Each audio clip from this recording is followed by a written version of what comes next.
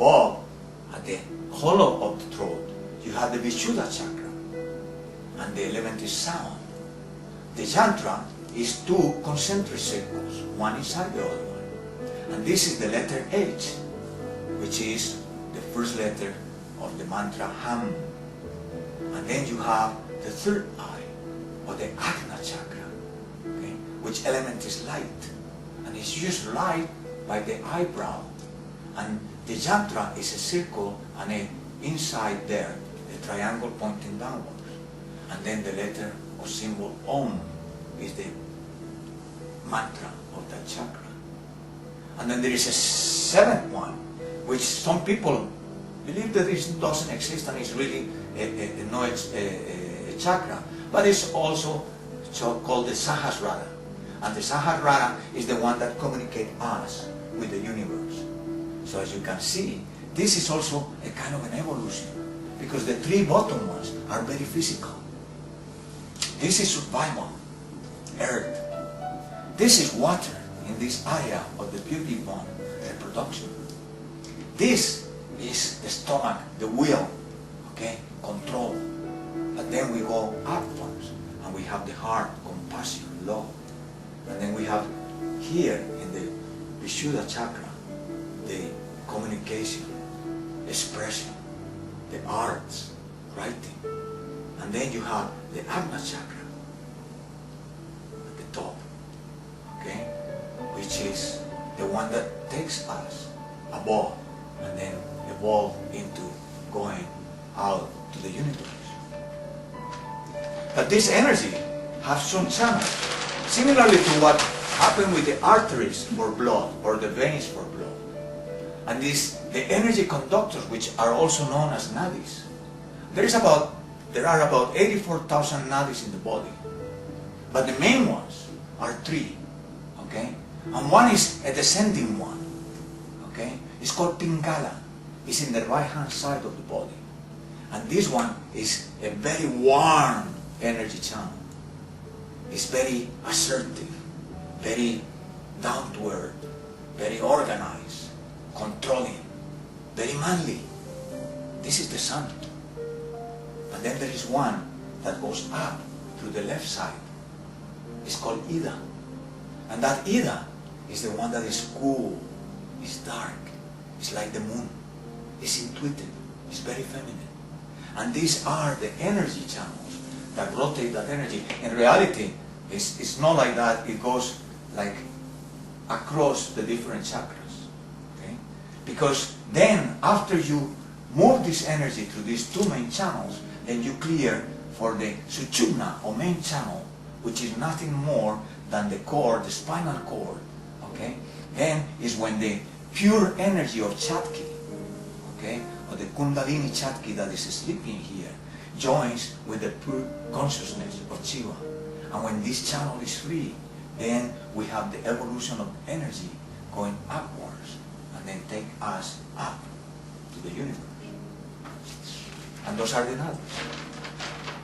But I think that more important than the Nadis are what they are called the Vayus, or energy currents, or regions of processing of energy. And as you can see, okay, these are in regions and in different, acting differently. Like for example, we take in energy in, and that's Prana Vayu. Prana Vayu, which is in the chest, okay, it's around here, okay, and then you process the energy there. And then you have the secretion and accretion, and then you have the Apana Vayu, which is energy going out, and the balance in between what comes in and what gets out is Samana Vayu, which is an expansive energy and is right at the navel. And that expansive energy then allows you to do or to live very well. And then you have an upward moving energy, which is the Udana Vayu, and it just covers the extremities, and then the throat is the Vayu of communication, expression, it's just with the hands and all those things. And then you have the most important to me anyway, is the Vijnana Vayu, which just covers the full body, surrounds the body, and it's just a radiating energy. And this radiating energy is the one that we experience, but we are not ready for it. It's when you find a friend in the street, and then you tell the friend, hey, I have been thinking of you all the time. What a coincidence. And it's not a coincidence. It's that the energy that emanates from that body just kind of attracted you. And then it lets you know, okay, here he comes. Or when somebody calls you on the telephone and says, hey, hi. Say, oh, I have been thinking of you all morning. What is this?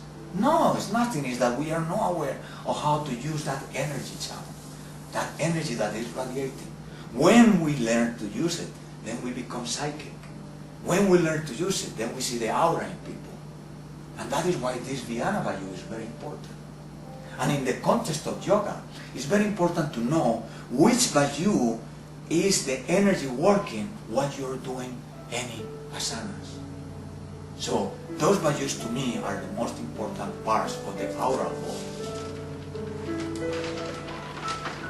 And that takes me to Patanjali. And Patanjali wrote the 8 limbs of yoga in the Yoga Sutras. And then also, you look at the evolution of it.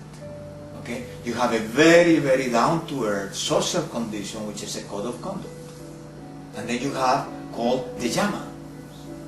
And then you have the niyamas, which are the discipline, a code of discipline.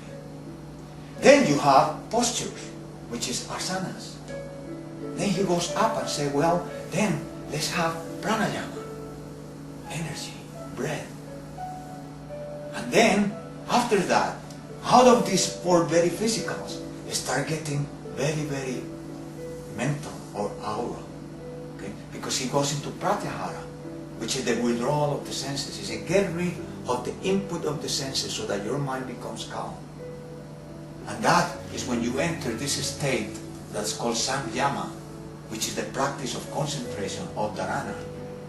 And it's explained very easily. If this is the observer, and this is the object of the observation, then you just become aware of it. And then you concentrate on it. And then suddenly, you enter this type of meditation, of dhyana. And that is when the observer and the object get together.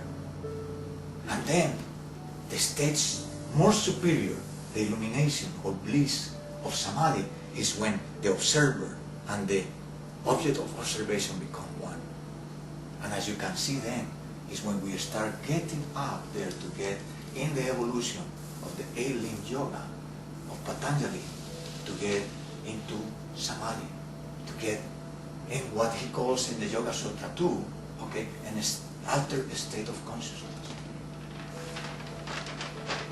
And since we practice yoga, then we accumulate karma. And that karma is when we are born, we are inside here, this labyrinth. And as we live and we are ready to depart, then we start getting out to this labyrinth, which is now a more organized labyrinth. Okay? It's more concentric, it has quadrants. Okay? And then, for example, this one is the San Vitale labyrinth that is found in the San Vitale Basilica in Ravenna, Italy. But with this, then as we are ready to go and depart of this world, then we get out and get out of the universe. And then we start the evolution again and the cycle again. And then that is when we realize that in the context of yoga, of Patanjali yoga, the context of the evolution and the context of the anatomy, then we learn that the tattvas are important, the koshas are important, the doshas are important, the chakras are important to know them. The point of death takes us to another state, and when we start again. Thank you.